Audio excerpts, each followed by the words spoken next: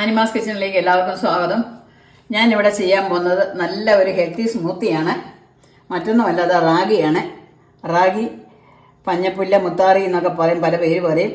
ഇത് റാഗിയുടെ പൊടി വാങ്ങിക്കാൻ ഇപ്പോൾ കിട്ടും എല്ലാ കടകളിലും. പക്ഷേ ഞാനിത് ഒറിജിനൽ റാഗിയുടെ അരി വാങ്ങിച്ച് വെള്ളത്തിലിട്ട് കുതിർത്ത് അരച്ചെടുത്തതാണ്.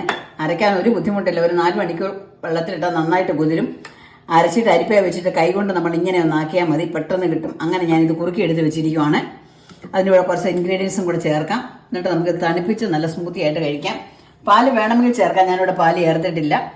ഞാനിവിടെ കുറച്ച് പൈനാപ്പിൾ കട്ട് ചെയ്ത് വെച്ചിട്ടുണ്ട്, പിന്നെ ബദാമുണ്ട്, ഒരു ഗ്രീൻ ആപ്പിളുണ്ട്, കുറച്ച് ഡേറ്റ്സ് ഉണ്ട്. മധുരത്തിന് വേണ്ടിയിട്ട് നമുക്ക് ഹണി ചേർക്കാം ആവശ്യത്തിന്.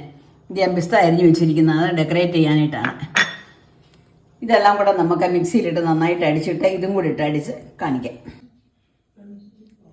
അങ്ങനെ സ്വാദിഷ്ടമായ നമ്മുടെ റാഗി സ്മൂത്തി ഇവിടെ റെഡി ആയിട്ടുണ്ട്.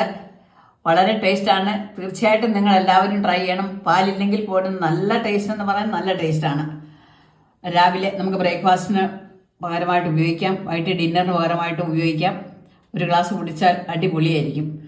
അപ്പോൾ ഇനി ഒരു താമസിക്കാതെ റെസിപ്പി വേണ്ടി ഞാൻ വരുന്നതായിരിക്കും. ബൈ.